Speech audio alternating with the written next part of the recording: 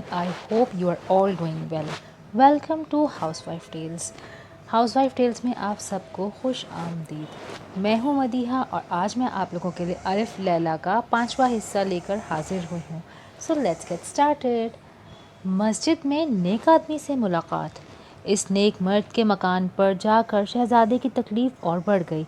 तीसरे चौथे रोज़ हालत ख़राब होने लगी तो इब्ने बका ने जोहरी को बुलाकर कहा कि मैं तुम्हें गवाह करता हूँ कि अपनी जान शम्सुन नहार की मोहब्बत में दे रहा हूँ और ये वसीयत करता हूँ कि बगदाद जाकर मेरी वालदा को इत्तला कर देना।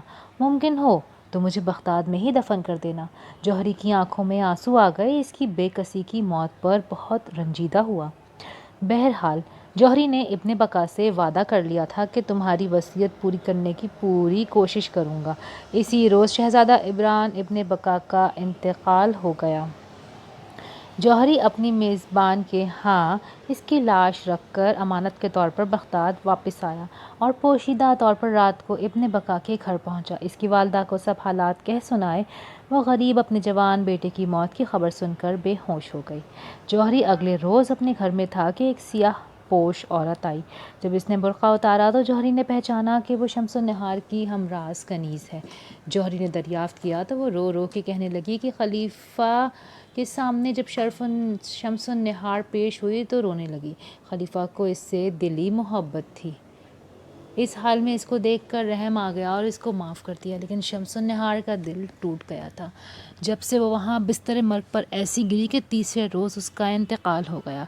खलीफा ने इसका मकबरा बनाने का हुक्म दिया है और मैं इसकी मुंतज़िर हूँ। मुझे इब्ने बका के मरने की खबर मिल चुकी है। मैं चाहती हूँ कि दोनों आशिक व माशूक को पहलू ब पहलू दफन कर दिया जाए। जौहरी ने कहा कि अगर खलीफा को मालूम हो गया तो क्या होगा? कनीज़ ने कहा कि इसका मैंने इंतज़ाम कर लिया है। तुम सिर्फ इब्ने बका की नाश मंगवाओ। और इस तरह इब्ने बका को शम्सुन नहार के पहलू में दफन कर दिया गया और दोनों रफ़ीक क़यामत तक यकजा हो गए। शहजाद ने जब कहानी ख़त्म की सपेदा सहर नमूदार हो चुका था। सब उठने लगे। शहजाद ने दीनियाज़ाद को मुखातिब करके कहा कि अगर मैं कत्ल न हुई तो कल शहज़ादा क़मरुज़्ज़मान इब्ने बादशाह ज़मान की अजीब व गरीब कहानी सुनाऊंगी। बादशाह महल से बाहर आ गया, लेकिन कत्ल का हुक्म आज भी मुलतवी ही रहा। चीन की शहज़ादी। रात को जब शहरियार खिलवत कदे में आया तो दुनियाज़ाद ने बहन को याद दिलाया कि कल आपने क़मरुज़्ज़मान की कहानी सुनाने को कहा था, अब सुनाइए। शहजाद ने भी ताकीद की। चुनांचे शहजाद ने कहानी शुरू कर दी। बहिराए फ़ारिस से 20-25 रोज़ की मसाफत पर एक जज़ीरा, तारीख़ में इसका नाम चंदा लिखा जाता है। वहाँ के बादशाह का नाम शाह ज़मान था। मुल्क आबाद, रियाया शाद, खुदा की दी हुई हर नेमत मौजूद थी। बादशाह के अदलो इंसाफ का चर्चा रियाया के साथ आम था और दूर दूर तक ये मशहूर था। दुनिया जहान के मुसीबत ज़दा लोग वहाँ आते और आदिल शाह के ज़ेर साया आराम व राहत हासिल करते। हुक्म ये था कि किसी अदना गरीब को भी तंग न किया जाए। ये सब होते हुए भी बादशाह के दिल में खालिश थी जो हर वक्त उसे परेशान रखती थी। यानी कोई औलाद नहीं थी जो वारिस तख्त व ताज होती। जब बादशाह का रंजो गम बढ़ा तो दायान सल्तनत और वज़रा ने अर्ज़ किया कि आप फ़ुक़रा और दरवेशों की खिदमत कीजिए। ये मुमकिन है किसी कामिल की तवज्जो से आपकी दिली तमन्ना पूरी हो जाए। चुनांचे बादशाह ने हर जगह लंगर जारी कर दिए, सराय बनवाई, कुएँ खुदवाए ताकि किसी गरीब और मुसाफिर को तकलीफ़ न हो। जहाँ किसी फ़कीर दरवेश की इत्तला मिलती वहाँ पहुँच जाता और दुआ के लिए अर्ज़ करता। आखिर एक रोज़ बारगाह खुदाबंदी में इसके अमाल कबूल हो गए। बादशाह को बेगम ने मुश्ता सुनाया कि वो उम्मीद से है। बादशाह को बेहद मुसर्रत हुई और उस दिन का इंतज़ार करने लगा जब वो वारिस तख्त को अपनी आँखों से देखेगा। 9 माह गुजरने के बाद बादशाह के यहाँ एक नहायत हसीन व जमील लड़का पैदा हुआ। ख़जानों के मुँह खोल दिए गए और गुरबा फ़ुक़रा को इतना दिया कि वो माला माल हो गए।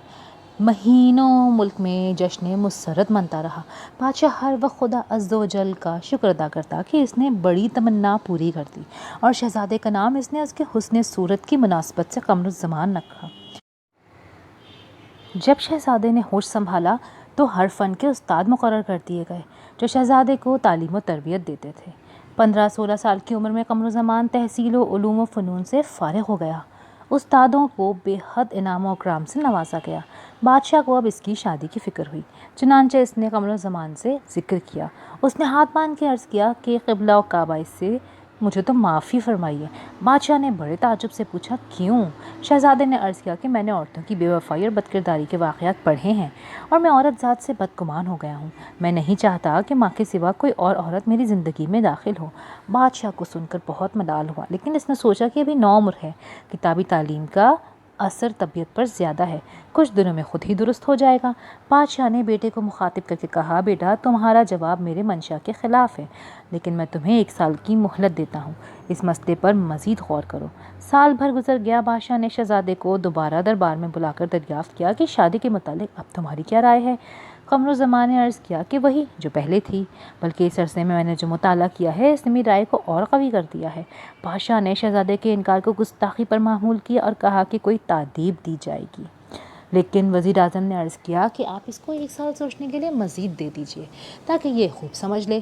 یقیناً شہزادے کا مطلب حکومت دولی نہیں ہے، بلکہ اس رائے کا اظہار ہے کہ جو کسی وجہ سے انہوں نے قائم کر لی ہے۔ وزیر اعظم کی سفارش پر 1 سال اور غور کرنے کی مہلت دے دی گئی، لیکن یہ سال بھی گزر گیا اور قمر الزمان اپنی ضد پر اڑا رہا۔ بادشاہ ناراض ہوا اور شہزادے کو ایک پرانے دور افتادہ مکان میں قید کرتے ہوئے۔ یہ ایک مکان مدت سے بند تھا۔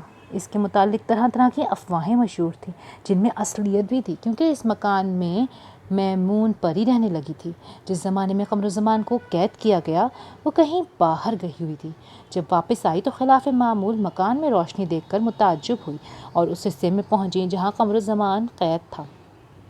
اس وقت شب گزر چکی تھی اور شہزادہ محو خواب تھا۔ جیسے ہی میمون پری کی شہزادے پر نظر پڑی، اس کا حسن و جمال دیکھ کر وہ محو حیرت رہ گئی، پھر آگے بڑھی اور قمر الزمان کی پیشانی پر محبت سے بوسہ دے دیا اور دل میں کہنے لگی کہ یہ تو بہت خوبصورت بلا ہے، میں اس سے ضرور دوستی پیدا کروں گی۔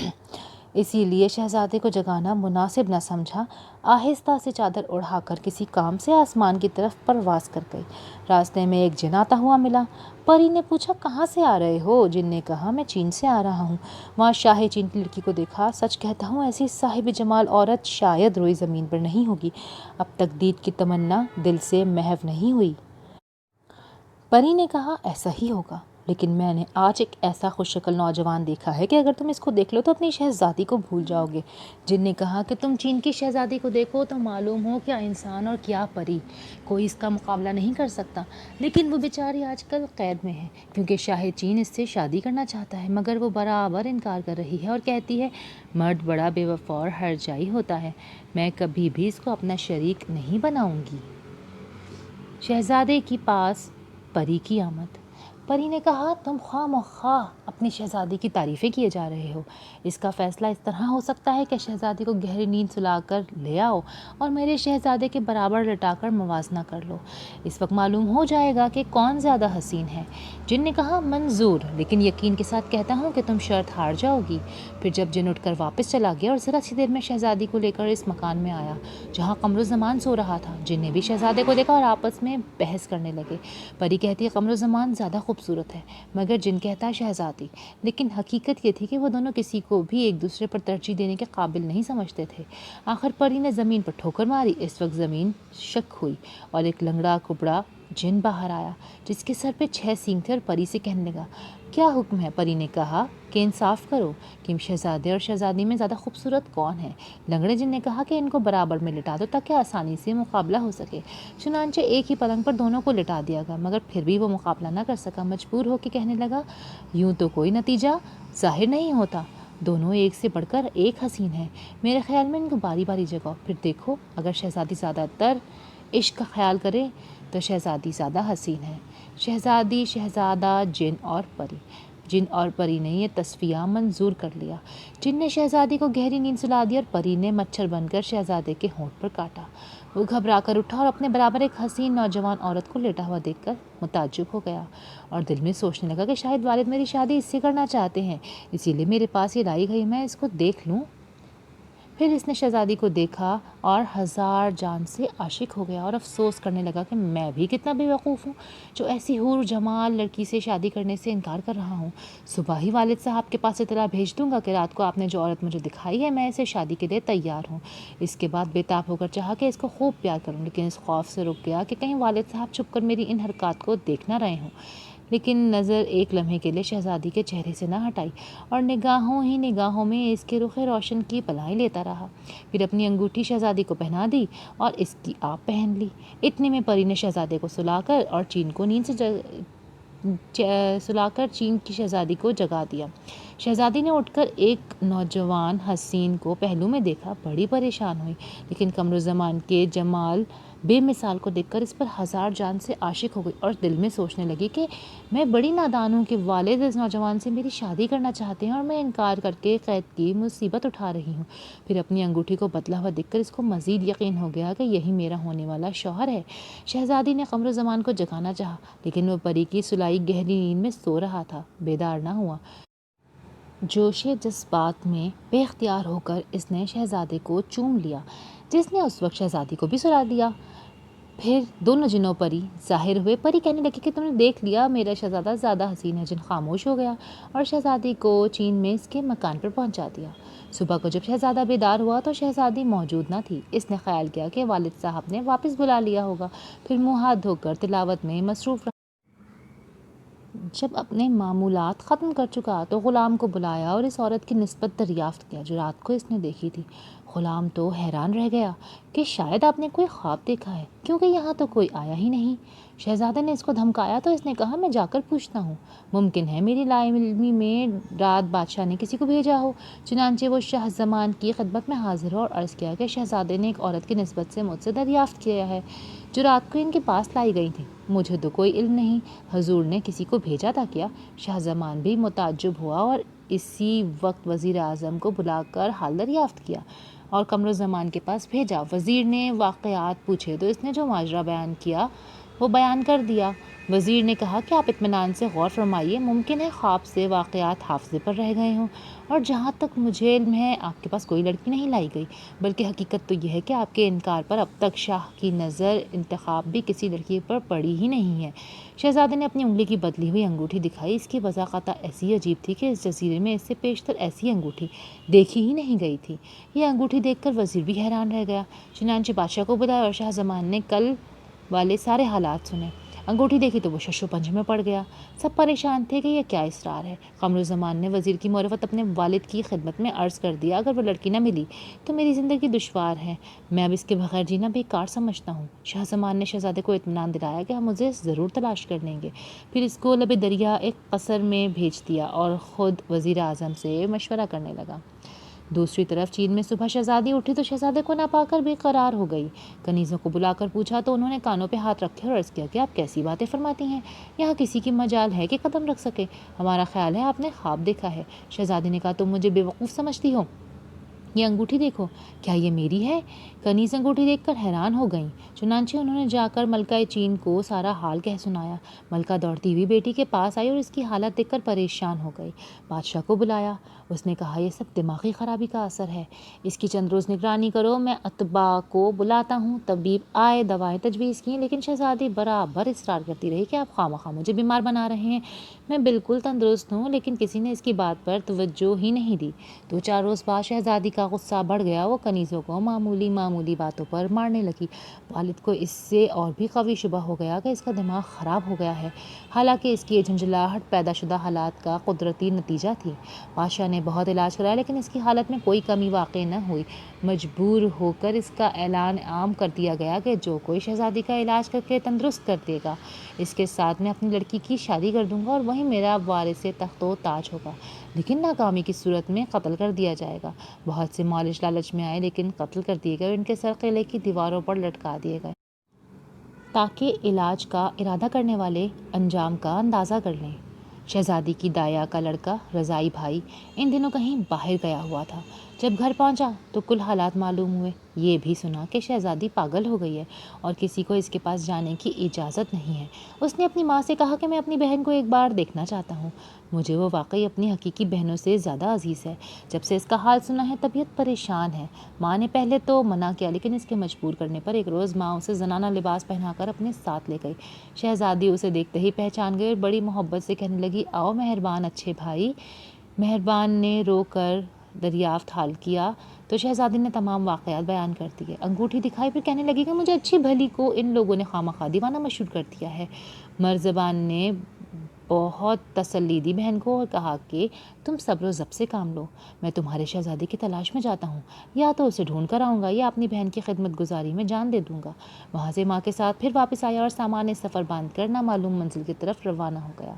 مہربان مختلف علاقوں، محلوں اور شہروں میں گھومتا پھرتا رہا، لیکن کوئی ایسی خبر سننے میں نہ آئی جس سے وہ منزل کا سراغ پا سکتا۔ اس نے طبعی ذہانت سے اندازہ لگایا کہ جس شخص کو شہزادی نے دیکھا ہے وہ کسی ملک کا شہزادہ ہے۔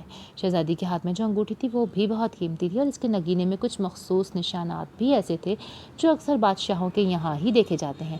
اس کے علاوہ مہربان کو یقین تھا کہ جس قسم کے غیر معمولی واقعات نے شہزادی کو دیوانہ مشہور کر دیا ہے، اس سے ملنے جلنے کے لیے اس شہزادے کے حالات بھی مشہور ہی ہوں گے جس کی اسے تلاش تھی۔ 3-4 ماہ کی جدوجہد کے بعد وہ ایک روز ایسے جزیرے میں پہنچا جہاں اس نے شہزادہ قمر زمان کی حالت سنی اور سمجھ گیا کہ میں صحیح جگہ پر آ گیا ہوں، اب کامیابی یقینی ہے۔ چنانچہ وہاں سے جزیرہ چندان کی طرف روانہ ہو گیا۔ ہفتوں بحری جہاز کا سفر کرتا رہا، کبھی بری سفر کرتا جزیرہ مذکور میں پہنچا، لیکن جس وقت اس کا جہاز کنارے پر پہنچنے والا تھا ایک موج بے پناہ نے اسے پاش کر دیا۔ قمر زمان اس وقت اپنی ساحلی محل میں تھا اور اس کے والد شاہ زمان بھی بیٹے کے پاس بیٹھے تھے۔ اس جہاز کی تباہی کا علم جب انہیں ہوا تو نیک نصب شہزادہ اور بادشاہ اسی وقت دریا میں کشتیاں ڈلوا کر جتنے آدمیوں کو بچا سکتا تھا بچا لیا۔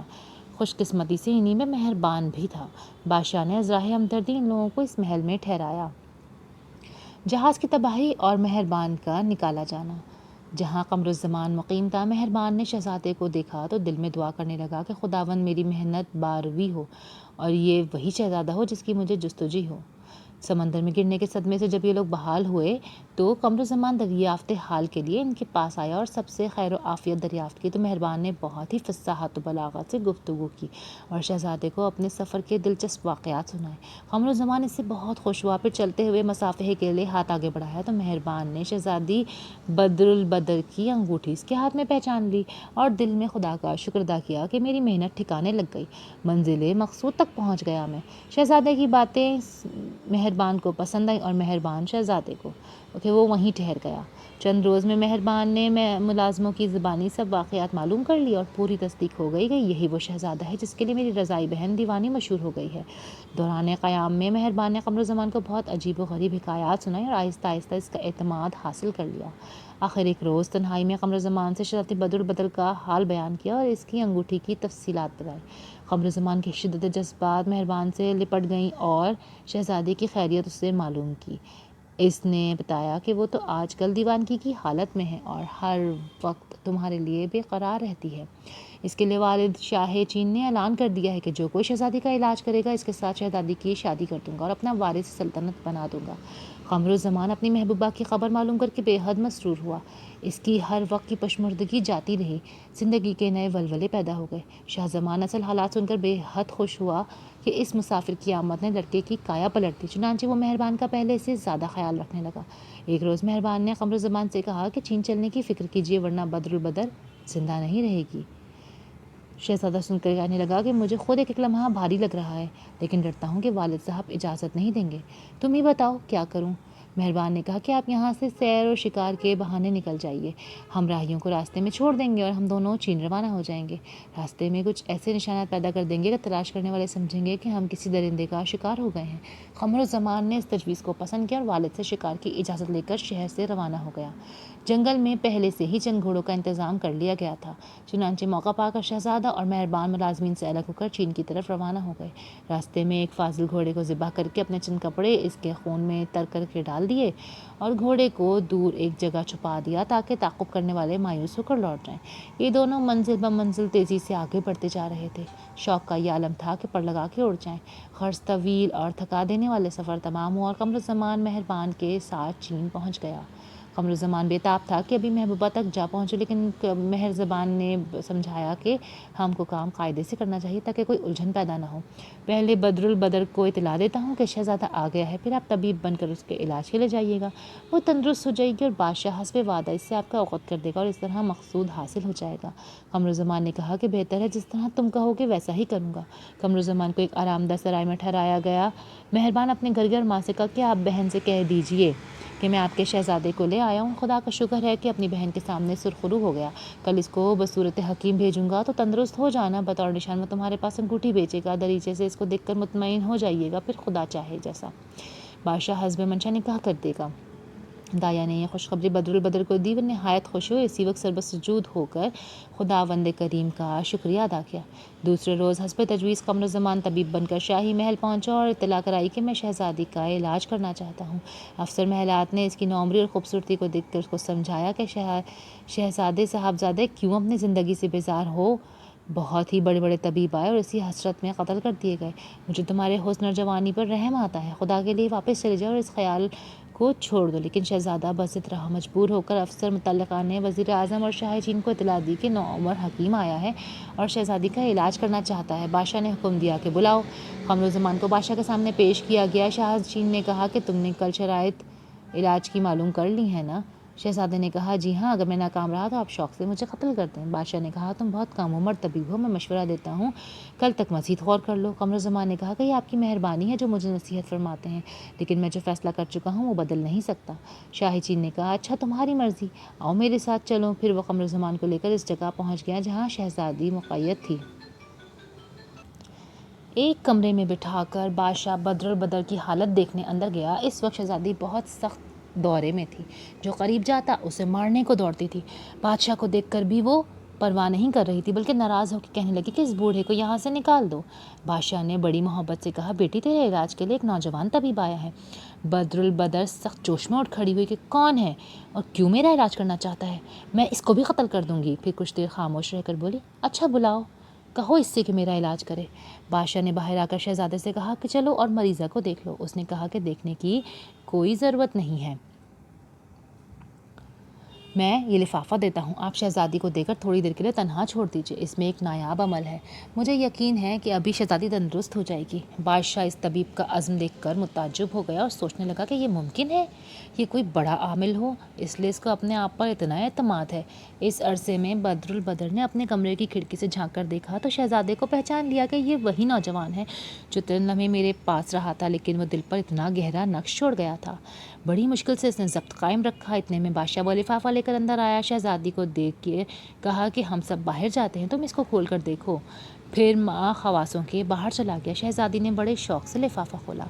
قمرالزمان طبیب کے لباس میں، اس میں وہ انگوٹھی تھی جو شب ملاقات میں بدر البدر نے پہن رکھی تھی، اور ایک خط تھا جس میں اشتیاق ملاقات کے بعد لکھا تھا کہ تمہیں کسی طرح اپنے تندرست ہونے کا ثبوت دینا چاہیے۔ خط پڑھ کر شہزادی نے چاک کر دیا اور خود پورے سکون کے ساتھ باپ کی آمد کی منتظر ہو کر بیٹھ گئی۔ قمرالزمان نے یہ اندازہ کر کے کہ شہزادی نے خط پڑھ لیا ہوگا اور اپنا سکون بھی بحال کر چکی ہوگی، بادشاہ سے کہا کہ آپ اندر جائیے اور مجھے شہزادی کی حالت دیکھ کے بتائیے۔ شاہ چین نے بے امیدی کی حالت میں کمرے کے اندر قدم رکھا۔ بدر البدر فوراً کھڑی ہو گئی، ادب سے جھک کے سلام کیا اور ہاتھ باندھ کر باپ سے پوچھا کہ کس جرم میں آپ نے مجھے بیڑیاں ڈال رکھی ہیں؟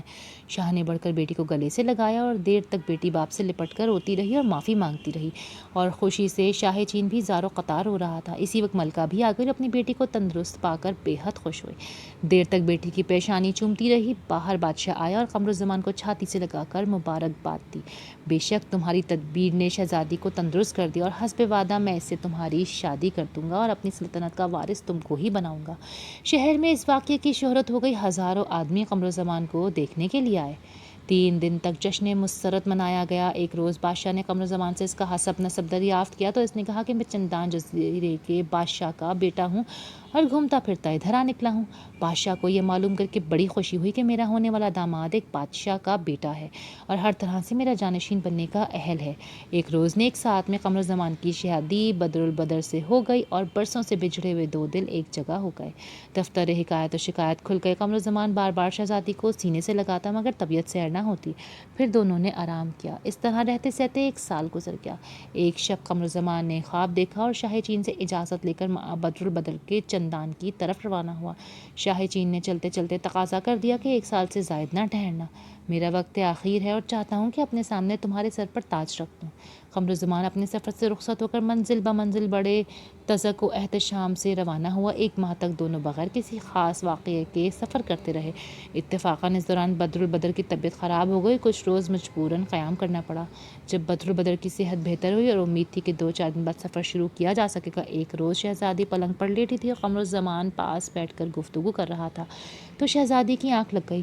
قمرالزمان بھی اس کے برابر سونے کے لیے لیٹ گیا اور اس کی نظر بدر البدر کے کمرے بند پر پڑ گئی۔ اس میں ایک زربفت کا بٹوا تھا جو اس نے پہلے کبھی اس نے نہیں دیکھا تھا۔ آہستگی سے بٹوا کھولا تو اس میں ایک تختی نکلی جس پر کچھ لکھا تھا۔ کچھ عجیب سے نقش و نگار بنے ہوئے تھے۔ شہزادے نے خیال کیا کہ یہ کوئی طلسمی تختی ہے اور وہ اس کو واپس رکھنا ہی چاہتا تھا کہ ایک جانور نے جھپٹا مار کر وہ تختی لے لی اور اڑ گیا۔ قمرالزمان تیر کمان لے کر اٹھا اور پرندے کو تلاش کرتا ہوا دور نکل گیا۔ جانور ایک درخت سے اڑتا دوسرے درخت پر بیٹھ گیا۔ اسی طرح شہزادہ شام تک اس کا پیچھا کرتا رہا۔ شام ہو جانے پر گھبرایا کہ معلوم نہیں میں کہاں نکل آیا ہوں۔ مجبوراً اندازے سے ایک سمت چل پڑا، لیکن رات کا بڑا حصہ سفر میں گزارنے کے بعد باقی رات ایک درخت پر گزار دی اور صبح کو اٹھ کر پھر چل نکلا۔ 7 دن اور رات سفر کرنے کے بعد ایک شہر نظر آیا، چنانچہ ادھر روانہ ہو گیا، لیکن راہ میں پیاس کی شدت سے پریشان ہو کر ایک باغ آیا تاکہ پانی پی سکے۔ وہاں مالی کو دیکھ کر قریب آیا۔ مالی نے پوچھا، کہاں سے آ رہے ہو؟ قمرالزمان نے اپنا حال کہہ سنایا۔ مالی کہنے لگا، خدا کا شکر ہے تم شہر میں نہیں گئے، ورنہ زندہ نہ رہتے۔ یہاں کے رہنے والے شیطان پرست ہیں، اگر تمہیں دیکھ لیتے اور مسلمان سمجھ لینے پر تم کو وہیں قتل کر دیتے۔ اب تم باغ سے باہر نہ نکلنا، میں تمہارے آگے جانے کا کوئی انتظام سوچوں گا۔ یہاں جزیرہ ابونی سے جہاز آتے ہیں، ان میں تم ابونی چلے جانا، وہاں سے آگے جانا زیادہ مشکل نہیں ہے۔ شہزادہ مالی کے پاس رہنے لگا اور جہازوں کے آنے کا انتظار کرنے لگا۔ اوقات فرصت میں باغ کی دیکھ بھال کر لیتا، اس طرح سے بے چین دل کو آرام آ جاتا۔ ادھر بدر البدر جو سو کے اٹھی تو دیکھا شہزادہ نہیں۔ اول تو وہ خیال کرتی رہی کہ کہیں قریبی شکار کو گئے ہوں گے، لیکن رات تک جب واپس نہ آیا تو بہت پریشان ہوئی۔ لیکن پڑھی لکھی اور بہت سمجھدار عورت تھی، ہمراہی ملازمین تک کو یہ معلوم نہ ہونے دیا کہ شہزادہ لاپتہ ہو گیا ہے۔ دور دراز کنیزوں کی معرفت ادھر ادھر تلاش بھی کیا، لیکن کامیابی نہ ہوئی تو خود قمرالزمان کا لباس پہن کر ایک کنیز کو اپنی جگہ شہزادی بنا کر آگے روانہ ہوئی اور کافی سفر کر کے جزیرہ ابونی میں آ پہنچی۔ شاہ ابونی کو جب بدر البدر کی آمد کی اطلاع ہوئی تو وہ خود استقبال کو آیا، بڑی خاطر مدارات سے لے کر اپنے قصر میں بٹھایا۔ بدر البدر نے وہاں رہ کر بھی پوشیدہ طور پر قمرالزمان کو تلاش کیا، لیکن کوئی سراغ نہ ملا۔ آخر اس نے جزیرہ چندان کا ارادہ کیا اور شاہ ابونی سے مہمان نوازی کا شکریہ ادا کرنے کے بعد اجازت چاہی۔ بادشاہ بوڑھا تھا، آبدیدہ ہو گیا اور کہنے لگا کہ عزیز من، میرے اور تمہارے والد کے بہت پرانے مراسم ہیں اور میں ان کو اپنا بھائی سمجھتا ہوں۔ میری لڑکی کا یہاں اولاد نہیں، میں چاہتا ہوں کہ اس کی شادی تم سے کر دوں اور جزیرہ ابونی کی حکومت بھی تم اپنے ہاتھ میں لے لو۔ بدر البدر یہ تجویز سن کر بہت پریشان ہوئی کہ اب کیا کروں۔ آخر 1 روز کی مہلت مانگی۔ شب کو رازداری سے کنیزوں سے مشورہ کیا اور یہ طے پایا کہ وقت کر لینا چاہیے، خدا کو آگے جو منظور ہوگا دیکھا جائے گا۔ اگلے روز اس نے شاہ ابونی سے کہا کہ مجھے تعمیل میں کوئی مسئلہ نہیں۔ بادشاہ بہت خوش ہوا اور 1 روز اس کا وقت اپنی لڑکی سے کر دیا اور اس وقت بدر البدر کو اپنا ولی عہد بنانے کا عہد کر لیا۔ تمام امراء اور وزیر سے حلف برداری کی اور کاروبار سلطنت کا سارا انتظام بدر البدر کے سپرد کر کے اپنے وقت عبادت الہی میں گزارنے لگا۔ شب عروسی میں بدر البدر جب شاہ ابونی کی لڑکی حیات النفس کے پاس پہنچی تو دل ہی دل میں خدا سے دعا کرتی رہی کہ تو ہی آبرو رکھنے والا ہے۔ تنہائی ہو جانے پر اس نے نماز کی نیت باندھ لی اور برابر نماز پڑھتی رہی۔ حیات النفس بیچاری تنگ آ کر سو گئی۔ جب اطمینان ہو گیا کہ شہزادی سو گئی تو بدر البدر بھی اس کے پاس ایک طرف لیٹ کر سو گئی۔ صبح اٹھ کر غسل کیا اور باہر چلی گئی۔ جب حیات النفس کی ہم جیسیوں سے ملاقات ہوئی تو اس نے کل واقعہ کہہ سنایا۔ وہ سب متحیر رہ گئیں۔ بات رفتہ رفتہ شہزادی کے والد تک جا پہنچی۔ اس نے کہا کہ آج اور دیکھو اور پھر بے اعتنائی کرتا ہے یا نہیں، یا اتفاقاً کل کوئی بات چیت نہیں ہوئی ہوگی۔ دوسری رات بدر البدر نے پھر نماز کی نیت باندھ لی اور اس وقت تک نماز پڑھتی رہی جب تک حیات النفس سو نہ گئی، اور پھر خود بھی سو گئی۔ پھر صبح کو غسل کیا اور سو گئی۔ صبح کو جب ماں نے دریافت کیا تو معلوم ہوا کہ قمرالزمان نے آج بھی گفتگو نہیں کی، بلکہ وہ جب تک جاگتی رہی آپ نماز پڑھتا رہا اور جب وہ سو گئی تو خود بھی سو گیا۔ حیات النفس کی والدہ کو سخت ناگوار گزرا کہ میرا داماد میری لڑکی سے گفتگو نہیں کرتا؟ اس کی پہلی بیوی شہزادی چین نے منع کر دیا ہوگا اور شہزادہ اسی کو زیادہ چاہتا ہوگا۔ چنانچہ اس نے حیات النفس سے کہہ دیا کہ اگر تمہارا شوہر آج بھی تمہارے ساتھ ایسا سلوک کرے تو اس سے کہہ دینا کہ میں شاہ ابونی کو اطلاع کر دوں گی، تمہیں توہین کی سزا دلوائے بغیر نہیں رہوں گی۔ اگر اس کو اپنی پہلی بیوی کی ایسی خاطرداری منظور تھی تو نکاح ہی کیوں کیا؟ مردانہ وار جواب دینا۔ رات کو بدر البدر جب قمر الزمان بنی حجلہ عروسی میں آئی تو روز کی طرح نماز کی نیت باندھ لی۔ حیات النفس دیر تک انتظار کرتی رہی۔ آخر ایک مرتبہ اس نے اپنے شوہر سے مخاطب ہو کے کہا کہ پہلے آپ میری تھوڑی عرض سن لیجئے۔ بدر البدر سمجھ گئی کہ آج راز فاش ہو کر رہے گا، چنانچہ متوجہ ہو کے بولی کہ کہو۔ حیات النفس نے کہا کہ وہ ایک حسین و جمیل شہزادی تھی۔ بدر البدر نے اس کو متحیر اور اپنا سارا واقعہ کہہ سنایا کہ جب شہزادہ مل گیا تو میں بخوشی اس کے ساتھ تمہاری شادی کر دوں گی، آج سے تم میری بہن ہو۔ حیات النفس نے اٹھ کر اسے چھاتی سے لگا لیا، پھر کہنے لگی کہ بہن اگر تم پہلی شب مجھے بتا دیتی تو اتنا معاملہ کیوں بڑھتا؟ خیر تم اطمینان رکھو، تمہارا راز میرے سینے میں محفوظ رہے گا۔ اس کے بعد دونوں ایک ہی پلنگ پر لیٹ کر سو گئیں۔ بدر البدر حسب معمول مردانہ لباس پہن کر باہر چلی گئی۔ حیات النفس نے ماں کو یہ کہہ کر تسلی دے دی کہ وہ دراصل آج کل کوئی وظیفہ پڑھ رہے ہیں، اس لیے گفتگو اور توجہ نہیں دے سک رہے اور مجھے اس کی طرف سے کوئی شکایت نہیں ہے۔ ادھر قمر الزمان بوڑھے مالی کے پاس باغ میں تھا۔ ایک دن مالی کہنے لگا کہ جزیرہ ابونی سے جہاز آیا ہے، میں دیکھتا ہوں ممکن ہے تمہارے جانے کا انتظام کر دوں۔ بوڑھا مالی ادھر گیا جہاں قمر الزمان اداس بیٹھا تھا تو سامنے درخت پر ایک جانور بیٹھا تھا۔ ابھی وہ دم بھی نہ لینے پایا تھا کہ ایک دوسرے شکاری جانور نے اس کو دبوچ لیا اور نیچے مار کر اس کا پیٹ چاک کر ڈالا۔ جب شکار جانور نے اس کا پیٹ چیرا تو اس میں سے ایک چیز نیچے گری۔ شہزادے نے اٹھ کر دیکھا تو وہ وہی طلسمی تختی تھی جس کے لیے شہزادہ اپنی شہزادی سے الگ ہوا تھا۔ اس نے فوراً اٹھایا اور دھو کر احتیاط سے اسے اپنے پاس رکھ لیا اور دل میں سوچنے لگا کہ یہ نیک فال ہے، تختی مجھے مل گئی تو انشاءاللہ بدر البدر بھی مل جائے گی، کیونکہ جب یہ تختی ہمارے پاس تھی تو ہم ایک جگہ تھے، جب سے اس کو جانور لے گئے ہم جدا ہو گئے۔ قمر الزمان انہی خیالات میں بیٹھا تھا کہ بوڑھا مالی واپس آ گیا۔ کہنے لگا میں تمہارے لیے جہاز کا انتظام کر آیا ہوں، پرسوں جہاز یہاں سے روانہ ہو جائے گا، تم بھی سوار ہو کر چلے جانا۔ شہزادے نے خدا کا شکر ادا کیا اور دعا کی کہ رب العالمین ہمیں جلد ملا دے۔ اگلے روز اٹھ کر دونوں حسب معمول اپنے کام پر لگ گئے۔ قمر الزمان ایک سوکھے ہوئے درخت کو کاٹ رہا تھا اور گرا رہا تھا۔ جس وقت درخت گرا، جڑ کی مٹی ادھر ادھر ہٹی، وہاں ایک دروازہ نظر آیا۔ شہزادے نے تھوڑی سی مٹی صاف کی تو ایک تہہ خانہ کا دروازہ کھل کر سامنے آ گیا۔ کواڑ کھول کر اندر گئے تو اشرفیوں سے بھری ہوئی 50 دیگیں دکھائی دیں۔ مالی نے کہا کہ بیٹا یہ تمہاری قسمت کا مال ہے، اپنے ساتھ لے جاؤ، میں 50-60 سال سے اس باغ میں کام کر رہا ہوں، آج تک اس کا پتہ نہیں چلا۔ شہزادے نے اصرار کیا کہ میں اکیلا ان کو ہرگز نہیں لوں گا۔ بہرحال نصف نصف کا فیصلہ ہو گیا۔ قمر الزمان نے آدھی دیگوں کو اشرفیوں سے بھرا اور اوپر سے روغن زیتون ڈال دیا تاکہ کسی کو شبہ نہ ہو۔ آخری دیگ میں وہ طلسمی تختی بھی کسی خیال سے رکھ کر سب دیگوں کے منہ بند کر دی اور جہاز پر لدوا دیا۔ اتفاقاً شام کو مالی بیمار ہو گیا۔ قمر الزمان شب بھر اس کی تیمارداری کرتا رہا۔ صبح کو بھی دیکھ بھال میں دیر ہو گئی۔ جب ساحل پر پہنچا تو معلوم ہو کہ جہاز تو روانہ ہو گیا اور بیچارہ روتا پیٹتا واپس آ گیا۔ یہاں آیا تو مالی کی حالت برابر خراب ہوتی چلی گئی، حتیٰ کہ چوتھے روز اس کا انتقال ہو گیا اور قمر الزمان بالکل تنہا رہ گیا۔ روپے پیسے کی بالکل کمی نہیں رہی۔ باغ کے مالک سے 1 سال کے لیے باغ ٹھیکے پر لے لیا اور وہیں رہنے لگا کہ جب کوئی دوسرا جہاز آئے گا تو یہاں سے چلا جاؤں گا۔ جہاز شہزادے کو چھوڑ کر ابونی روانہ ہو گیا۔ بدر البدر کا معمول تھا کہ جب کوئی جہاز ابونی آتا تو ساحل سمندر پر آ کر کسی نہ کسی بہانے قمر الزمان کو تلاش کرتی، کیونکہ اس کو معلوم ہو چکا تھا کہ چندان کا راستہ اسی طرف سے ہو کر جاتا ہے۔ قمر الزمان کا مال لے کر جہاز ابونی پہنچا تب بدر البدر ساحل پر موجود تھی۔ اس نے مختلف مال خریدا، اس میں روغن زیتون کی دیگیں بھی تھیں۔ کپتان نے کہا کہ یہ ایک شخص کا مال ہے جو جہاز پر سوار نہ ہو سکا، جب ہم اس جزیرے میں جائیں گے تو اس کا روپیہ ادا کر دیں گے۔ دیگیں اور سامان اٹھوا کر شہزادی مایوس لوٹ آئی۔ قیام گاہ پر پہنچ کر جب دیگیں رکھوائیں تو ان میں اشرفیاں بھری ہوئی تھیں۔ بدر البدر نے متعجب ہو کر کل دیگیں خالی کرائیں تو اس میں سے وہ تختی بھی نکلی جو قمر الزمان کے ساتھ کھو گئی تھی۔ تختی کو دیکھتے ہی قریب تھا کہ شہزادی فرتے مسرت سے بے ہوش ہو جاتی۔ بمشکل ضبط کیا اور سپاہیوں کو حکم دیا کہ کپتان جہاز کو یہاں لے کر فوراً حاضر ہو۔ کپتان فوراً لایا گیا۔ بدر البدر نے کہا کہ جس شخص کا روغن زیتون لائے ہو اس پر ہمارا بھاری قرضہ ہے، تم اس وقت اس جزیرے میں واپس جاؤ اور اس شخص کو جس نے یہ تیل لدوایا ہے ساتھ لے کر آؤ، اور جب تک تم واپس نہیں آؤ گے تمہارا جہاز بطور ضمانت ہمارے پاس رہے گا۔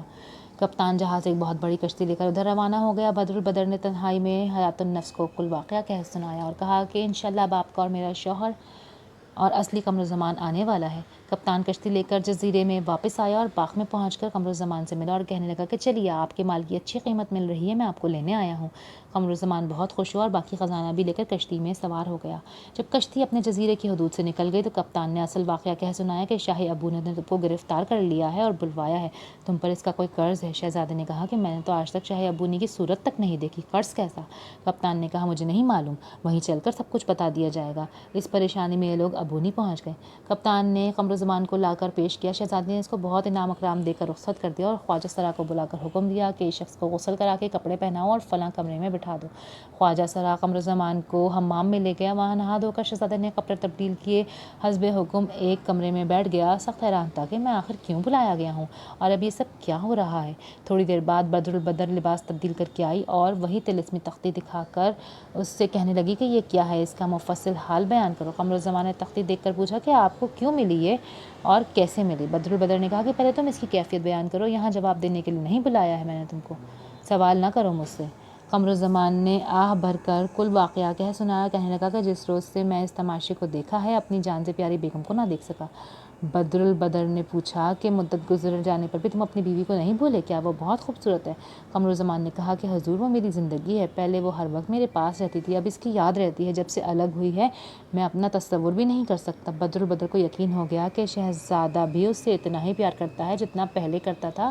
شہزادی نے اپنے آپ کو ظاہر کر دیا اور قمر الزمان کے سینے سے لپٹ کر دیر تک روتی رہی۔ پھر دونوں نے بیٹھ کر اپنی اپنی سرگزر سنائی اور تمام رات راز و نیاز میں گزر گئی۔ صبح کو شاہی ابونی آئے اور دکھا کہ ایک مرد اور ایک عورت بیٹھے ہیں تو تعجب سے چاروں طرف دیکھنے لگا کہ قمر الزمان کہاں ہے۔ بدر البدر کھڑی ہو گئی اور تمام واقعات شروع سے آخر تک بیان کر کے شاہی ابونی سے کہا کہ یہ میرے شوہر نامدار شاہ زمان ہیں اور اب آپ دونوں دوبارہ میری پیاری بہن حیات النفس کی شادی ان سے کر دیں اور ہم سب ہنسی خوشی وہیں رہنے لگیں گے۔ شاہی ابونی نے تخت و تاج قمر الزمان کے حوالے کیا اور خود عبادت الہی میں مصروف ہو گیا۔ 1 سال کے بعد دونوں شہزادیوں کے ہاں لڑکے پیدا ہوئے اور ایک کا نام امجد اور دوسرے کا نام اسد رکھا گیا۔ بچوں نے جب ہوش سنبھالا تو تعلیم کے لیے بہترین استاد مقرر کر دیے گئے۔ اس طرح شاہی عیش و عشرت میں 20 سال کی طویل مدت گزر گئی۔ امجد اور اسد تعلیم و تربیت حاصل کر کے نہایت قابل شہزادے بن گئے۔ دونوں بھائیوں میں اس درجہ محبت تھی کہ دونوں نے قسم کھائی تھی کہ آپس میں کبھی کوئی راز نہیں رکھیں گے۔ چنانچہ آج تک اسی پر عمل ہوتا رہا۔ حیات النفس اور بدر البدر بھی بہنوں جیسی محبت کے ساتھ رہتے تھے، ایک دوسرے کی اولاد پر اپنا خون چھڑکتی تھیں۔ عرضی عرصہ ایسے راحت و آرام سے گزرا کہ زندگی میں کسی بھی دقت و پریشانی کا سامنا نہ کرنا پڑا، مگر زندگی کی دھار ہمیشہ ایک سی نہیں رہتی، اس میں پیچ و خم آتے رہتے ہیں۔ اتنی مدت گزر جانے کے بعد دونوں شہزادیوں کے دل میں فرق آ گیا اور ہر ایک کو یہ خواہش ہوتی کہ میرا بیٹا ولی عہد بنے۔ دونوں نے اپنے لڑکوں کو سوتیلی ماں کی طرف سے بدزن کرنے کی کوشش کی، لیکن امجد اور اسد نے عہد کر رکھا تھا کہ ہم ایک دوسرے سے راز نہیں چھپائیں گے۔ چنانچہ وہ آپس میں تبادلہ خیال کرتے تھے، جس کا نتیجہ یہ نکلا کہ ان کے دل آپس میں صاف تھے اور دونوں شہزادیاں جو کچھ بھی کہتی بیکار تھا۔ بڑھتے بڑھتے دونوں ماؤں کا حسد اتنا بڑھ گیا کہ ہر ایک دوسرے کے لڑکے کو ختم کرانے کے درپے ہو گئی۔ قمر الزمان باہر گیا ہوا تھا، امجد اسد کاروبار دیکھتے اور حکومت کا کام سنبھالتے اور شام کو مل کر تمام دن کی مصروفیات پر تنقید و تبصرہ کر لیتے۔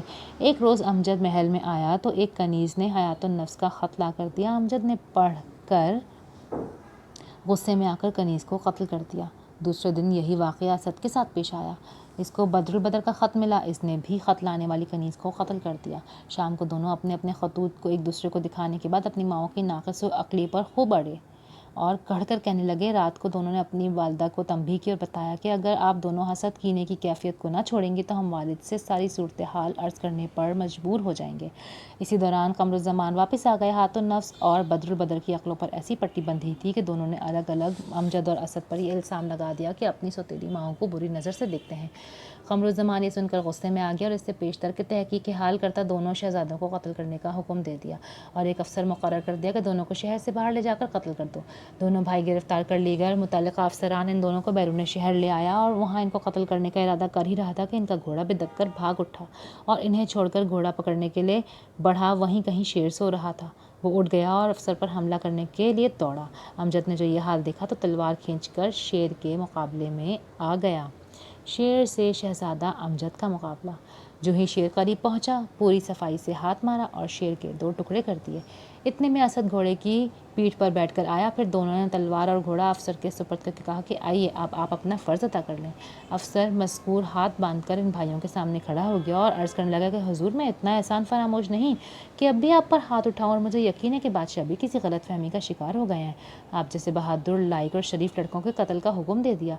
आप किसी दूसरी जगह चले जाइए, अपने कुर्ते मुझे दे दीजिए ताकि शेर के खून से तर करके अपने साथ ले जाऊँ, और अपना घोड़ा और जो कुछ इसके पास नकद सर मौजूद था अमजद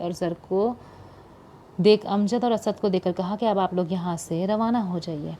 वो दोनों भाई तवक्कल करके खुदा के आसरे पर एक सिमत चल दिए और अफसर दोनों की कमीज़ें लेकर बादशाह के पास आ गया और पेश करके चला गया। तन्हाई में 2 जवान बेटों की खून भरी कमीज़ देखकर बादशाह अपने फेल पर नादिम हुआ और इरादा कर लिया कि ये कुर्ते अपने पास ही रखूँगा। जब कमीज़ उठाई तो इनकी जेबों से कुछ कागजात गिरे।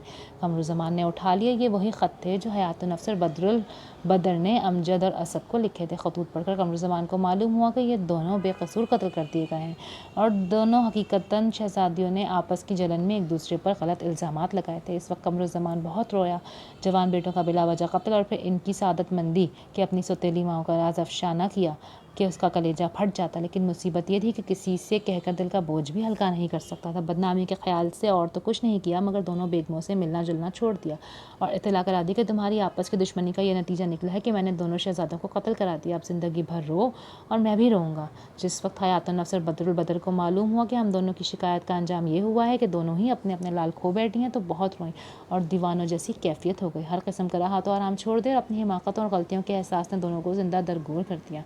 अमजद और असद अफसर से रुखसत होकर एक तरफ चल निकले। 1 माह तक मुख्तलिफ जंगलों और पहाड़ों को तय करते हुए एक रोज़ पुरफिज़ा वादी में पहुँचे, जहाँ पहाड़ से पानी के कई चश्मे निकल कर बहते थे। हर तरफ मुख्तलिफ किस्म के फलदार दरख्त खड़े थे। दोनों भाइयों ने कुछ फल खाए, चश्मों का मीठा ठंडा पानी पिया और खुदा का शुक्र अदा करके चंद रोज़ के लिए इसी वादी में ठहर गए। जब सफ़र की थकान दूर हो गई तो दाएं तरफ पहाड़ की दूसरी तरफ उतरे तो वहाँ पर एक बारौनक शहर नज़र आया। अमजद और असद हफ्तों की सेहरानुवर्दी से तंग आ गए थे, इसीलिए खुशी खुशी शहर की तरफ रवाना हो गए। जब करीब पहुँचे तो असद ने भाई से कहा कि नए शहर में दोनों को एक साथ नहीं जाना चाहिए। जाने खुदा किस किस्म के लोग हों और क्या सलूक करें, पहले एक जाकर हालात मालूम कराए फिर दूसरा जाए। इस तरह असद ने अमजद को वहीं बिठाया और ख़ुद शहर के अंदर चला गया। रास्ते में बूढ़ा शख्स मिला। असद ने बाजार का रास्ता पूछा तो बूढ़ा कहने लगा कि शायद नौवारिद हो। असद ने कहा, हाँ मेरा एक साथी है, मैं खाना लेने आया हूँ। बूढ़ा बड़ी शफकत से बोला कि आप मेरे साथ चलिए, मैं आपको तमाम शहर की सैर करा दूंगा। असद इसके साथ रवाना हो गया। एक मकान के सामने बूढ़े ने कहा कि ये मेरा गरीब खाना है, चंद लम्हे यहाँ बैठ जाइए फिर बाजार चलेंगे। असद इसके साथ घर में चला गया। अंदर जाकर मालूम हुआ कि इसके साथ धोखा हुआ है। बूढ़े ने 2 कवी हैकल गुलामों की मदद से असद की मुश्कें बांध दी और एक तय खाने में बंद करके अपनी लड़कियों से कहने लगा कि इसकी अच्छी तरह हिफाजत करो, अनकरीब इसको अग्नि माता की कुर्बान गाह पर नज़र कर दूंगा। असद अपनी बेबसी पर बहुत रोया और खुदा से दुआ करता रहा कि वो इस मुसीबत से निजात हासिल कर ले। अमजद बड़ी देर असद की वापसी का इंतज़ार करता रहा, लेकिन वो ना आया तो ख़ुद इसकी तलाश में शहर में पहुंचकर इसने अंदाज़ा लगाया कि शहर की कुल आबादी गैर मुस्लिम है, इसलिए हर किस्म की एहतियात करता है इधर उधर फिरने लगा। शहर के आखिरी सिरे पर एक दर्जी की दुकान थी और मकान था। अंदाजे से अमजद ने मालूम कर लिया कि वो मुसलमान है। करीब जाकर अमजद ने सलाम किया तो दर्जी ने हैरत से उसकी तरफ देखा और इशारे से अंदर बुला लिया। इसके हालात दरियाफ्त किए। अमजद ने कुछ ज़रूरी वाक़यात सुनाकर अपने भाई की गुमशुदगी का जिक्र किया। दर्जी ने कहा कि ये आतिश परस्तों का शहर है, मैं भी अपने आप को मुसलमान ज़ाहिर नहीं करता। मुमकिन है तुम्हारे भाई को उन लोगों ने पहचान लिया और गिरफ़्तार करके क़ैद कर लिया हो। तुम भी तन्हा इधर उधर ना फिरो, मेरे पास रहो, मैं भी तुम्हारे भाई की तलाश में पूरी मदद करूँगा। अमजद दर्जी के यहाँ रहने लगा। मुनासिब वक्त देखकर अपने भाई को भी ढूंढता। एक रोज़ वो एक बाज़ार से गुजर रहा था कि एक कूचे में दाखिल हुआ। अभी थोड़ी ही दूर चला था कि पीछे से किसी ने आवाज़ दी। अमजद ने पीछे मुड़कर देखा तो एक नौजवान बहुत खूबसूरत औरत थी। इसने दरियाफ्त किया कि क्या बात है। वो औरत बोली कि इधर कहाँ जा रहे हो। अमजद ने कहा कि कहीं नहीं, आप जहाँ चाहें ले चलें। औरत मुस्कुराई और कहने लगी कि मर्द औरतों को लेके जाया करते हैं, औरतें मर्दों को नहीं। अमजद सुनकर घबरा गया और दिल में ख्याल करने लगा कि ये कोई गलत औरत है और मैं गलती से इसके मोहल्ले में आ गया हूँ। फिर वो मुँह फोड़ कर दूसरी तरफ चल दिया, लेकिन वो औरत पीछे पीछे चलने लगी। चलते चलते अमजद एक जगह ठहर गया। इतने में वो औरत भी आ गई और कहने लगी कि ये है आपका मकान। امجد نے سوچا کہ کسی طرح اس کو ٹالنا چاہیے. کہنے لگا ہاں لیکن ملازم تالا لگا کر معلوم نہیں کہاں چلا گیا, ہمیں مجبوراً لوٹنا پڑے گا. وہ بولے اس کی کوئی ضرورت نہیں. پھر جلدی سے مکان کا قفل اپنی کنجیوں سے کھولنے لگی. اتفاقاً ایک کنجی لگ گئی اور قفل کھل گیا. وہ بے تکلف اندر چلی گئی. مجبوراً ڈرتے ڈرتے امجد بھی گھر میں داخل ہوا, لیکن پریشان تھا کہ اگر مالک مکان آ گیا تو کیا ہوگا. لیکن وہ مرد ہو کر کسی عورت کے سامنے اپنی کمزوری کے لحاظ سے شرماتا تھا. کمرے میں ہر قسم کے لوازمات طعام چنے ہوئے تھے. شراب قرینے سے سجی ہوئی تھی. معلوم ہوتا تھا کہ کوئی ابھی رکھ کر گیا ہے. عورت بے فکر سے دسترخوان پر بیٹھ گئی اور کھانا شروع کر دیا. ہاتھ پکڑ کر امجد کو بھی بٹھا لیا. ابھی لوگ کھانا کھا ہی رہے تھے کہ مالک مکان آ گیا. خوش قسمتی سے دروازے کی طرف عورت کی پیٹھ تھی اور امجد کا منہ تھا.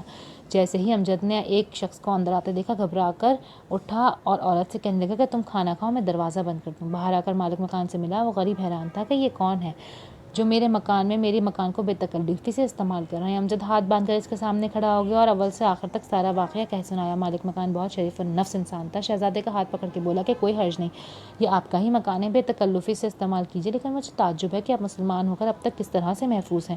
دوران گفتگو بے احتیاطی سے آپ نے کئی الفاظ ایسے استعمال کر دیے ہیں جو آپ کو مسلمان ثابت کرتے ہیں. میں یہاں کے بادشاہ کا داروغہ استبل ہوں اور دل سے مسلمان ہوں. وہ ظاہر نہیں کرتا. آپ بھی احتیاط کیجیے گا. اب میں آپ کا غلام بن کر حاضر ہوتا ہوں. آپ چل کر بیٹھیں مگر ہوشیار رہیں, یہ عورت غلط ہے, کوئی جال بچھا رہی ہے. امجد داروغہ کا شکریہ ادا کر دسترخوان پر آ کر بیٹھ کے کھانا شروع کر دیا. کچھ ہی دیر بعد داروغہ بطور غلام حاضر ہوا. امجد نے بطور غصہ کہا کہ تم بڑے بے پرواہ ہو. تالا لگا کر چلے گئے اور وہیں بیٹھ گئے. مجبوراً ہمیں قفل شکنی کرنی پڑی. وہ عورت گالیاں دینے لگی اور کوڑا لے کر اٹھی اور کہنے لگی کہ تم غلام کو بگاڑ رہے ہو, یہ معمولی تنبیہ کی ہرگز پرواہ نہیں کرتا. امجد نے لپک کر کوڑا اس کے ہاتھ سے لیا اور بولے کہ میرا غلام ایسا نہیں جس کو بہت سخت سزا کی ضرورت ہو. میرا اتنا کہہ دینا کافی ہے. اس کے تیور بتا رہے تھے کہ مطمئن نہیں ہوئی ہے.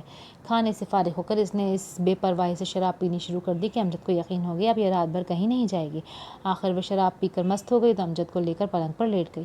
داروغہ بھی دوسرے کمرے میں جا کے سو گئے. لیکن امجد کا حال بہت خراب تھا. فکر اور تشویش میں نہ دل جوئی کی طرف دل مائل تھا اور نہ ڈر کی وجہ سے سو سکتا تھا. بہرحال عورت کے ساتھ لیٹا ہوا وقت کو ٹالتا رہا. دفتن عورت اٹھی اور کہنے لگی کہ تم نے اس غلام کے ساتھ بہت نرمی برتی ہے, مجھے بھی سزا دینے سے روک رہے ہو.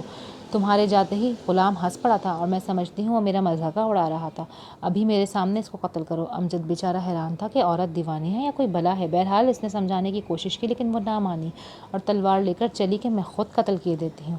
امجد کا پیمانہ لبریز ہو گیا. اٹھ کر اس نے عورت کے ہاتھ سے تلوار لے لی اور کہا کہ لاؤ میں قتل کر دیتا ہوں. پھر وہی تلوار عورت کی گردن پر مار دی کہ سر کٹ کر جدا ہو گئے اور داروغہ کے سینے پر جا گرا. وہ گھبرا کے اٹھ بیٹھا. عورت کا قتل پوچھنے لگا کہ کیا ہوا. امجد نے کل واقعہ بیان کیا کہ آپ کو عورت قتل کرنا چاہتی تھی, میں نے برداشت نہ کیا, اس کو ٹھنڈا کر دیا. اس کے بعد امجد نے کہا آپ آرام کریں, نعش کو میں دریا میں ڈال آؤں گا. داروغہ نے کہا تم یہاں اجنبی ہو, ممکن ہے غلط راہ سے جاؤ اور پکڑے جاؤ, اسی لیے کام میں کروں گا. بے فکری سے مکان میں رہو. پھر لاش اٹھا کر چل دیا. ابھی دریا کے کنارے نہیں پہنچا تھا کہ سپاہیوں کو شبہ ہوا اور روک کر دیکھا تو ایک عورت کی لاش تھی. فوراً گرفتار کر لیا اور صبح ہوتے ہی بادشاہ کے روبرو پیش کیا. وہاں سے قتل کا حکم مل گیا اور اس دن شہر میں اعلان کر دیا کہ کل بادشاہ کے داروغہ استبل کو ایک عورت کے قتل کے سلسلے میں قتل کیا جائے گا. یہ خبر امجد کو بھی مل گئی. امجد نے اپنے دل میں فیصلہ کیا کہ اپنے محسن کو بے گناہ قتل نہیں ہونے دوں گا. دوسرے دن جب لوگ جمع ہو گئے تو امجد آگے بڑھا اور حاکم سے کہا کہ دراصل قاتل میں ہوں, یہ نہیں ہے. معاملہ بادشاہ کے سامنے لایا گیا. بادشاہ نے اصل واقعات سنے اور ساتھ ہی اپنا قصہ بھی بیان کر دیا. بادشاہ کے دل پر اس کا بہت اثر ہوا, چنانچہ اس نے دونوں کو چھوڑ دیا اور امجد کو اپنے مصائب کا پہاڑ لے کر وہاں سے جانا پڑا. بادشاہ اس کا گرویدہ ہو گیا. آہستہ آہستہ اس نے بادشاہ کے دل میں مسلمانوں کی ہمدردی ڈال دی اور دشمنی نکال دی اور حکم جاری کر دیا کہ یہاں کوئی شخص قتل نہ کیا جائے گا. چند ماہ کے بعد بادشاہ نے خوش ہو کر امجد کو وزیر اعظم مقرر کر دیا. اب تو ہزاروں آدمی وہاں کھلم کھلا مسلمان ہو گئے اور آتش پرستوں کا زور ٹوٹ گیا. لیکن متعصب لوگ چوری چھپے موقع مل جاتا تو قربانی سے نہیں دریغ کرتے تھے. پھر اس خاموش شہر میں یہ رسم رک گئی. وزیر اعظم بننے کے بعد امجد نے ہر طرف جاسوس چھوڑ دیے, لیکن اسد کا پتہ نہ چلا کیونکہ وہ غریب اس بوڑھے خبیث کے تہہ خانے میں قید تھا. روزانہ پیٹا جاتا تھا اور کھانا بہت کم ملتا تھا. اس دوران میں آتش پرستوں کی عید آ گئی اور حسب معمول قربانی لینے والا جہاز آ گیا. کپتان جہاز اسی بوڑھے سے ملا اور اس نے کپتان کو بتایا کہ یہاں کے حالات بدل گئے ہیں. بادشاہ کے خیالات میں انقلاب آ گیا ہے. آج کل وزیر اعظم مسلمان ہے. شہر میں بھی مسلمان بہت زیادہ ہو گئے ہیں اور کسی کو حکم نہیں کہ کسی انسان کو قربان کرے۔ میں نے مہینوں سے ایک مسلمان کو بند کر رکھا ہے، اسے صندوق میں بند کر کے دے دوں گا، بہت احتیاط رکھنا۔ چنانچہ اسی طرح اسد جہاز پر پہنچا دیا گیا۔ امجد نے یہ دیکھنے کے لیے کہ کسی مسلمان کو چھپا کر تو نہیں بھیجا جا رہا، خود جا کر تلاشی لی، لیکن اتفاقاً اس نے نہیں دیکھا اور اس طرح اس کا بھائی قید میں رہ گیا۔ اگلے روز جہاز روانہ ہو گیا۔ چند روز تک تو جہاز صحیح راستے پر چلتا رہا، لیکن ایک دن طوفان کی زد میں آ کر ایک مسلمان ملکہ کی حکومت میں آ گیا۔ کپتان جہاز بہرام گھبرایا اور سوچنے لگا، اگر قیدی کے متعلق ملکہ کو علم ہو گیا تو غضب ہو جائے گا، کیونکہ یہ جہاز قربانی کے نام سے مشہور ہے، اسی لیے تلاشی بھی ہوگی۔ چنانچہ اس نے مجبوراً اسد کو نکالا اور اچھا لباس پہنا کر کہنے لگا کہ وہاں تم آتش پرستوں میں پھنس گئے تھے، میں بڑی مشکل سے تمہیں نکال کر لایا ہوں، اب یہ عملداری ختم ہوئی جہاں تمہاری گرفتاری کا ڈر تھا، اسی لیے میں نے صندوق سے تم کو نکال دیا، آگے چل کر تمہیں کسی بڑے ملک میں جہاز سے اتار دوں گا۔ جہاز کنارے پر لگایا اور کپتان جہاز اجازت لینے نیچے اترا اور افسر متعلقہ سے مل کر کچھ تحائف کے ساتھ ملکہ کی خدمت میں حاضر ہوا۔ ملکہ نے حالات دریافت کرنے کے بعد حکم دیا کہ جہاز کی تلاشی لی جائے۔ کپتان پھر واپس آیا اور چند افسران تلاشی لینے لگے۔ دوران تلاشی انہوں نے اسد سے پوچھا کہ آپ کون ہیں؟ اس نے جواب دیا کہ میں ایک مسلمان ہوں اور یہ لوگ قربانی کے لیے فلاح کوہ آتش پر لے جا رہے ہیں۔ افسران نے اسی وقت کپتان کو گرفتار کر لیا اور اسد کو لے کر ملکہ کی خدمت میں حاضر ہو کر تمام واقعہ بیان کر دیا۔ ملکہ بہت ناراض ہوئی اور کپتان نے معافی مانگی، عرض کرنے لگا میں فلاں حکومت میں رہتا ہوں اور وہاں کے لوگوں نے اس کو میرے سپرد کر دیا، مجھے قطعاً معلوم نہیں تھا کہ یہ مسلمان ہے۔ ملکہ نے اسد کو اپنے پاس رکھ لیا اور جہاز والوں کو تنبیہ کر کے حکم دیا کہ فوراً یہاں سے نکل جاؤ۔ اسد ملکہ سے اجازت لے کر شہر دیکھنے چلا گیا۔ مدتوں کی قید کے بعد آج آزادی نصیب ہوئی تھی۔ اسد نے ہضم پسند چیزیں لے کر کھائیں اور ایک باغ میں حوض کے کنارے لیٹ کر مستقبل کے خواب دیکھنے لگا۔ ٹھنڈی چھاؤں کے تصور نے آئندہ کی خوشنما تصویریں کھینچیں اور پرکیف تخیل میں اس کی آنکھ لگ گئی۔ قسمت کی بات ہے، جہاز جب چلنے لگا تو معلوم ہوا کہ میٹھا پانی کافی نہیں۔ چند آدمی پانی کی تلاش میں نکلے اور اتفاقاً اسی باغ میں آ گئے جہاں اسد سو رہا تھا۔ لوگوں نے موقع غنیمت جانا اور منہ بند کر کے اسد کو اٹھا کر جہاز پر سوار کر لیا اور لنگر اٹھا لیا۔ کپتان جہاز بہت خوش ہوا کہ قیدی دوبارہ قابو میں آ گیا اور قربانی رائگاں نہیں ہوئی۔ کچھ دیر بعد ملکہ نے اسد کو طلب کیا، ہر طرف پتہ کیا لیکن نہ ملا۔ اتفاقاً کچھ لوگ باغ میں آئے، وہاں حوض کے کنارے اس کے کچھ کپڑے پڑے ملے جو لا کر ملکہ کے سامنے پیش کیے۔ ملکہ سمجھ گئی کہ اہل جہاز پانی لینے آئے ہوں گے اور تنہا پا کر پھر اسد کو گرفتار کر کے لے گئے۔ ملکہ کو بہت رنج ہوا اور ایک جنگی بیڑا لے کر خود تلاش میں نکل کھڑی ہوئی۔ دوسرے روز بہرام کا جہاز مل گیا۔ بیڑے نے ہر طرف سے ان کو گھیرا اور حکم دیا کہ فوراً ٹھہر جائیں ورنہ گولہ باری کر کے جہاز کو غرق کر دیا جائے گا۔ بہرام سمجھ گیا کہ یہ اسی قیدی کی تلاش میں ہے اور یہ جہاز میں دستیاب ہو گیا تو پھر خیر نہیں، چنانچہ اس نے اسد کو خاموشی سے سمندر میں پھینک دیا اور اپنا جہاز ملکہ کے سپرد کر دیا۔ سارے جہاز کی تلاشی لی گئی لیکن اسد نہ ملا اور کپتان جہاز یہی کہتا رہا کہ مجھے اس کے متعلق کوئی علم نہیں، لیکن ملکہ کو یقین ہو گیا کہ ان لوگوں نے اس کو یا تو ہلاک کر دیا ہے یا کسی جگہ سمندر میں گرا دیا ہے۔ غصے میں ملکہ نے حکم دیا کہ جہاز کا کل سامان لوٹ لیا جائے، جہازی گرفتار کر لیے جائیں اور جہاز کو آگ لگا دی جائے۔ سب لوگ گرفتار کر کے بند کر لیے گئے لیکن بہرام موقع پا کر بھاگ نکلا۔ سپاہیوں نے چاروں طرف دیکھا بھالا لیکن اس کا کہیں پتہ نہ چلا۔ اسد جہاز سے گر کر ادھر ادھر ہاتھ پاؤں مارنے لگا، زندگی ابھی باقی تھی۔ جہاز کا ایک تختہ تیرتا ہوا قریب سے گزرا، اس کو پکڑ کر اس کے سہارے تیرتا ہوا خدا جانے کہاں جا نکلا۔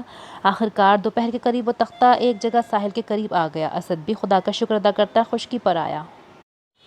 اسد بھی خدا کا شکر ادا کرتے ہوئے خشکی پر آ گیا۔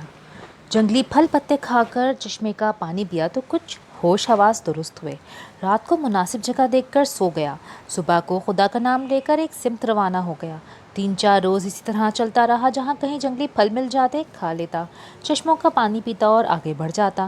آخر ایک روز ایک پہاڑ پر سے اس کو آبادی کے آثار معلوم ہوئے، اسی سمت روانہ ہو گیا۔ شام تک وہاں پہنچا لیکن جو ہی شہر کے پاس آیا تو معلوم ہوا وہاں آتش پرستوں کا شہر ہے، وہی جس میں وہ مہینوں قید میں رہا تھا۔ خوف کے مارے اسد الٹے پاؤں بھاگا، رات گزارنے کو ایک شکستہ سے مقبرے میں گھس گیا تاکہ کوئی دیکھ کر گرفتار نہ کر لے۔ اس غریب کو کیا معلوم تھا کہ اسی شہر میں اس کا بھائی وزیر اعظم ہے اور اب کسی کی مجال نہیں کہ اس کی طرف آنکھ اٹھا کر دیکھ سکے۔ اسد نے ایک جگہ صاف کی اور آرام سے لیٹ گیا۔ پچھلے پہر رات کو بہرام جو کہ ملکہ کی قید سے بھاگا تھا اسی شہر میں آ پہنچا، لیکن اس وقت شہر پناہ کا دروازہ بند تھا۔ وقت گزارنے کے لیے وہ بھی اسی مقبرے میں آ گیا۔ یہاں آ کر دیکھا کہ وہی شخص سو رہا ہے جس کے لیے اتنی مصیبت اٹھانا پڑی اور کل جہاز کا سامان اور جہاز تک برباد ہو گیا۔ صبح کے قریب اس نے سوتے ہوئے اسد کو پھر گرفتار کر لیا اور بڑی احتیاط سے لا کر اسی مردود بڈھے کے سپرد کر دیا۔ بڈھے نے پھر اسے تہہ خانے میں بند کر دیا اور لڑکیوں سے کہا کہ اس کو روزانہ کوڑے مارا کرو۔ دوپہر کو بڈھے کی چھوٹی لڑکی لوستنا آئی اور اس کہنے لگی کہ ہراساں نہ ہونا، میں نے اسلام قبول کر لیا ہے اور میری بڑی بہن بھی مسلمان ہو گئی ہے۔ اب ہم تمہیں تکلیف نہیں دیں گے، بلکہ جب موقع ملا یہاں سے رہا کر دیں گے۔ 3-4 روز اسد قید رہا لیکن کھانے پینے کی کوئی تکلیف نہیں ہوئی۔ اسی عرصے میں امجد وزیر اعظم کی تعلیم سے بادشاہ بھی مسلمان ہو گیا۔ اب مسلمان بالکل بے غم ہو گئے تھے۔ ایک روز امجد نے اعلان کر دیا کہ جو اسد کا نام بتائے گا یا لا کر حاضر کرے گا، اس کو اتنا انعام دوں گا کہ زندگی بھر کوئی کام کرنے کی ضرورت نہیں رہے گی، اور اگر کسی نے اسے اپنے پاس چھپا کے رکھا ہے تو تمام اہل و عیال سمیت قتل کر دیے جائیں گے۔ اس اعلان کو سن کر لوستنا تہہ خانے میں آئی اور اسد کو لے کر امجد کی خدمت میں حاضر ہو گئی۔ جو ہی اسد نے امجد کو دیکھا دوڑ کر اس سے لپٹ گیا، پھر مفصل حالات سن کر اسد کو ہمراہ لے کر بادشاہ کی خدمت میں حاضر ہوا۔ تمام واقعات گوش گزار کر کے بادشاہ کے حکم سے وہ بوڑھا اور بہرام کپتان جہاز گرفتار کر لیے گئے۔ شناخت کے بعد بوڑھا آتش پرست کو قتل کر دیا گیا، بہرام مسلمان ہو گیا اس لیے اسے چھوڑ دیا گیا۔ بوڑھے کی لڑکیوں کو امجد نے حسب وعدہ بہت انعام و اکرام دیا۔ بہرام دست پستہ ہو کر بولا کہ میں ابھی چند روز ہوئے جزیرہ آبونی سے آیا ہوں، وہاں آپ کے والد بہت پریشان تھے، وہ اب تک یہی سمجھ رہے ہیں کہ خدا نخواستہ دونوں بھائی قتل کر دیے گئے ہیں۔ اسد و امجد نے فیصلہ کر لیا کہ واپس فوراً والد کے پاس چلے جانا چاہیے۔ چنانچہ بادشاہ سے اجازت لے کر ایک بہت بڑے لشکر کے ساتھ دونوں بھائی ابھی روانگی کی تیاری کر ہی رہے تھے کہ معلوم ہوا کہ ایک لشکر قریب آ گیا ہے اور پڑاؤ ڈال دیا ہے۔ بادشاہ امجد نے اپنے ایک افسر کو حکم دیا کہ جاؤ اور معلوم کر کے واپس آؤ کہ آنے والا کون ہے اور کیا چاہتا ہے۔ جب افسر واپس آیا تو معلوم ہوا کہ مرجینا نامی عورت ہے جو کہ قریب کے جزیرے کی حاکم وقت ہے، جس نے اسد کو میرے جہاز سے چھڑایا، اور اب مرجینا کو معلوم ہوا ہے کہ اسد کو قربانی کے لیے یہاں لایا گیا ہے۔ وہ مطالبہ کرتی ہے کہ اسد کو واپس ہمارے حوالے کر دیا جائے ورنہ جنگ کے لیے تیار ہو جاؤ۔ اسد یہ سن کر اٹھ کھڑا ہوا اور کہنے لگا کہ میں خود ملکہ سے ملوں گا جو کہ میری تلاش میں یہاں آئی ہے اور جن کا ذکر میں نے اپنی داستان میں کیا تھا۔ دونوں بھائی ملکہ مرجینا کی خدمت میں حاضر ہوئے اور اس شفقت کا بہت بہت شکریہ ادا کیا جو مرجینا نے اس کو سینے سے لگا کر کہا کہ میں تو تم کو اپنا منہ بولا بیٹا بنا چکی ہوں، پھر تمہیں تلاش کیوں نہیں کرتی۔ بادشاہ امجد نے مرجینا کو چند روز کے لیے بطور مہمان ٹھہرایا۔ دوسرے روز اطلاع آئی کہ ایک بادشاہ لشکر جرار کے ساتھ آیا ہے۔ حالات دریافت کیے تو معلوم ہوا کہ بادشاہ شاہ چین ہے اور بیٹے اور داماد کی تلاش میں آیا ہے۔ یہ سنتا ہی امجد اور اسد دوڑ پڑے۔ امجد بادشاہ کے قدموں میں گر گیا اور کہنے لگا کہ میں آپ کا نواسا شہزادہ بدر البدر کا بیٹا ہوں، یہ میرا بھائی حیات النفس کا لڑکا ہے۔ شاہ چین نے دونوں کو گلے سے لگایا اور قمر الزمان اور بدر البدر کی نسبت دریافت کیا۔ امجد نے بتایا کہ وہ قریب ہی ایک جزیرے میں حکومت کر رہے ہیں۔ جب بادشاہ کو علم ہوا تو خود استقبال کے لیے شاہ چین کو ساتھ لایا اور دعوت کے انتظامات شروع کر دیے۔ یہ لوگ ابھی اچھی طرح ملنے بھی نہ پائے تھے کہ دوسری طرف سے 2 اور لشکر آ گئے۔ ایلچی بھیجے گئے، کون ہے؟ تھوڑی دیر میں واپس آئے تو بتایا کہ ایک لشکر قمر الزمان شاہ ابونی کا ہے اور دوسرا شاہ زمان کا ہے۔ بچھڑوں کا ملاپ۔ یہ دونوں بھائی باپ اور دادا کی اطلاع پا کر بھاگے اور جا کر باپ کے قدموں میں گر گئے۔ باپ نے سینے سے لگایا اور دیر تک روتا رہا۔ پھر مختلف حالات سن کر ماں بیٹوں کے باپ کے استقبال کو گیا۔ قمر الزمان کو دیکھ کر باپ بڑا خوش ہوا اور بیٹے کو سینے سے لگا کر بہت رویا، شکایت کی کہ بوڑھے باپ کو تو بھول گیا تھا۔ قمر الزمان نے بیٹوں کو پیش کیا، وہ انہیں دیکھ کر بہت خوش ہوئے۔ پھر شاہ چین سے ملے، سب بچھڑے ہوئے مل کر بہت خوش ہوئے۔ 5 روز تک خوب جشن ہوتا رہا، پھر سب بادشاہ اپنے اپنے ملکوں کو واپس چلے گئے۔ اس جزیرے کے بادشاہ نے اپنا تخت و تاج دونوں بھائیوں کو دے دیا۔ بدر البدر اور حیات النفس اپنی غلطیوں پر بہت شرمندہ ہوئیں اور پھر دونوں بہنوں کی طرح رہنے سہنے لگیں۔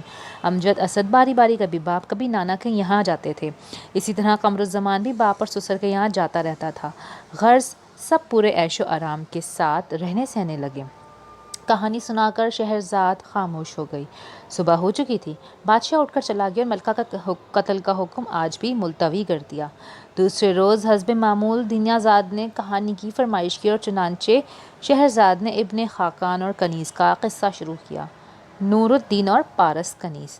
باقی اگلے حصے میں۔ اگر آپ کو یہ پارٹ پسند آیا ہے تو please do like, share and subscribe my channel. ملتے ہیں اگلی ویڈیو میں، تب تک کے لیے اللہ حافظ۔